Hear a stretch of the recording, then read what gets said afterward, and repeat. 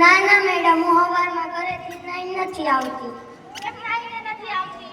Madam, સવારમાં ઠંડા પાણીથી કોણ નાય? મને તો મારા મમ્મી નાવાનું નથી કહેતા. એ તો મોડેથી ઉઠે આરામથી.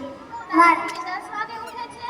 હા, મારા મમ્મી નથી નાતા તો મને ક્યાંથી નાવાનું કે? ચાલ સાચા ઊભી થા. તું હરરોજ નાહીને આવે છો? હા મેડમ, હું દરરોજ સવારે 5 વાગે ઉઠીને નાહીને નમાઝ પઢું છું. અને મેડમ, મારા મમ્મી પપ્પા મારી પહેલા ઉઠી જાય છે અને પછી મને ઉઠાડે છે અને સ્વચ્છતા રાખવાનું કહે છે, જેમ કે નાહવું, જમ્યા પહેલા હાથ પગ ધોવા, પછી જમવું. શાળા એ મંદિર છે જેમાં આપણે નાહીને અંદર જવું. હું આ સ્વચ્છતાનું પાલન કરું છું.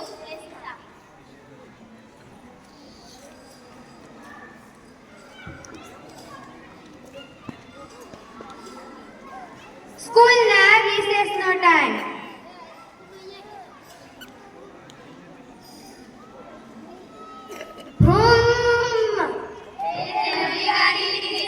હા, મેં નવી ગાડી લીધી ને.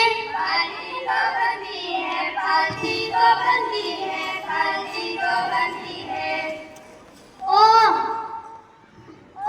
પાર્ટી તો શું, તમારી માટે જીવ કુરબાન છે મારો.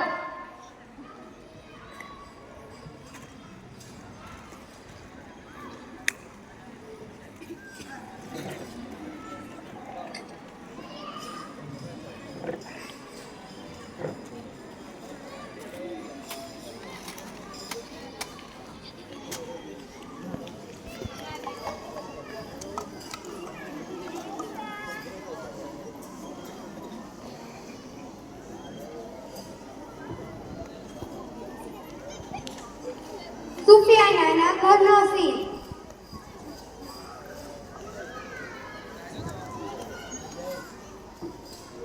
સુફિયાના પપ્પા, તમને શું થયું? સુફિયાના પપ્પા, જાગો.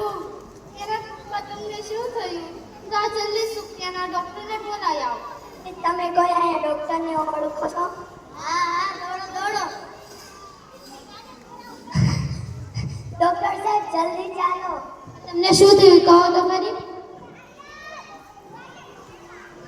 હા, ચાલો.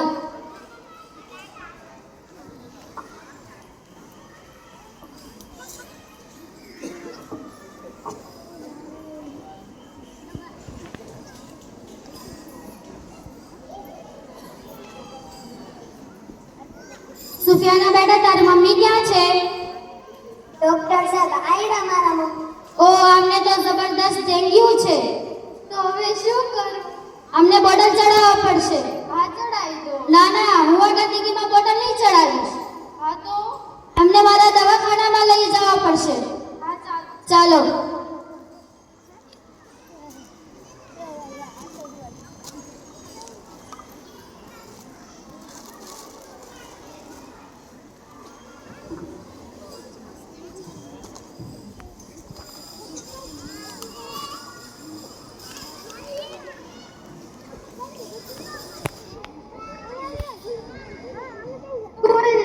ત્રીજો દિવસ.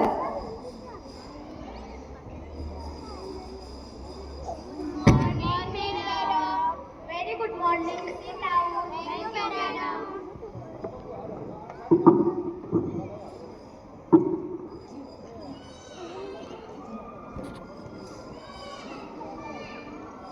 Roll number 1, roll number 2, roll number 3, roll number 4, roll number 5, roll number 6, roll number 7, roll number 8, roll number 9. વાંધો નહીં, હું સુફિયાનાના પપ્પાને ફોન કરીને પૂછી જોઈશ.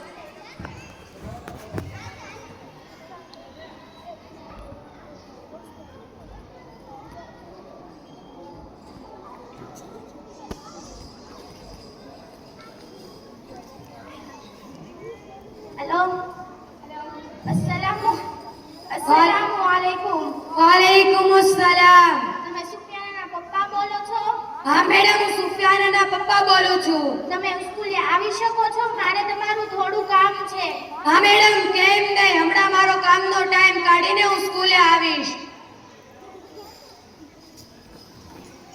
અસ્સલામુ અલૈકુમ.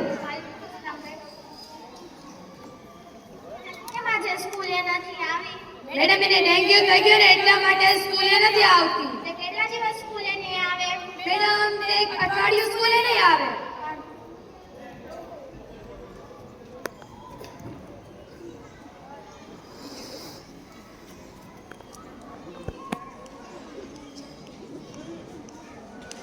સ્કૂલનો આજ ચોથો દિવસ.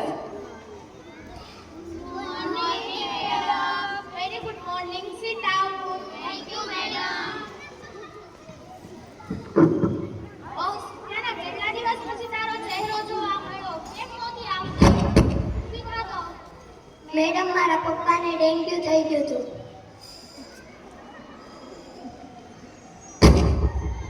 સુફિયાના, હવે તને ખબર પડી સ્વચ્છતા શું છે? આપણા શરીરને તંદુરસ્ત રાખવા માટે શરીરને સાફ રાખવું જોઈએ. જાણે કે નાક, કાન, આંખ, દાંત, નાક વગેરે આપણા અવયવોને સ્વચ્છ રાખવા જોઈએ. આપણા શરીરને સ્વચ્છ રાખવું જોઈએ. આપણું શરીર સ્વચ્છ હશે તો આપણું મન પણ સ્વચ્છ રહેશે. તો સાદી, હવે મને ખબર પડી કે સ્વચ્છતા શું છે. હવે હું મારી આજુબાજુ અને મારા ઘરને પણ સ્વચ્છ રાખીશ. અમે ગંદકી બહુ ઘરમાં રાખતા હતા, એના કારણે મને અને મારા પપ્પાને ડેન્ગ્યુ થયું હતું. હવે સાદી, હું સ્વચ્છ રહીશ. તો વિદ્યાર્થી બહેનો, આપણા ગાંધીજીએ કહ્યું છે કે ભારતના નાગરિકો સ્વચ્છ રહેશે તો તેમ ભારત પણ સ્વચ્છ રહેશે. સ્વચ્છતા રાખવી એ આપણી સૌની ફરજમાં આવે છે. હવે હું તમારા બંનેના વાલીને ફોન કરીને સ્કૂલે બોલાવું છું.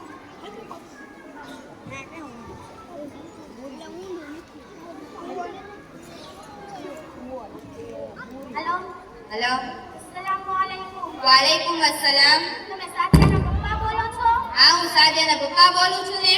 તમે સ્કૂલે આવી શકો છો? મારે તમારું થોડું કામ હતું. હા, હમણાં જ આવું છું.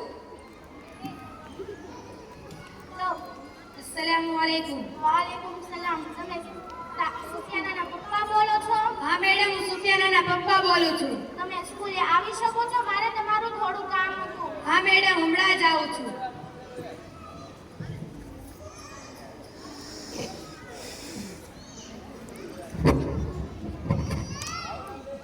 અસ્સલામુ અલૈકુમ.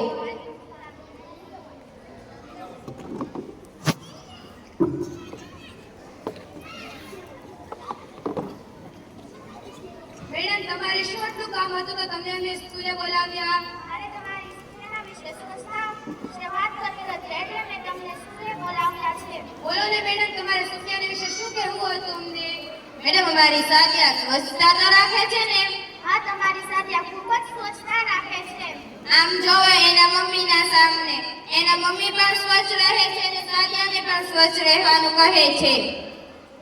મેડમ, સુફિયાનાના મમ્મી પોતે એવા રહે છે તો બિચારી સુફિયાનાનો શું વાંક છે? કહેવત નથી કે કૂવામાં હોય તો હવેડામાં આવે જ છે. મેડમ, તમે અમારી જિંદગીનો સૌથી મોટો પાઠ ભણાવ્યો છે અને અમારી આંખો પણ ખુલી ગઈ છે. આજથી અમે સાદિયાના પરિવારની જેમ અમે પણ સ્વચ્છતા રાખીશું અને અમારી સુફિયાનાને પણ સ્વચ્છતા રાખવાની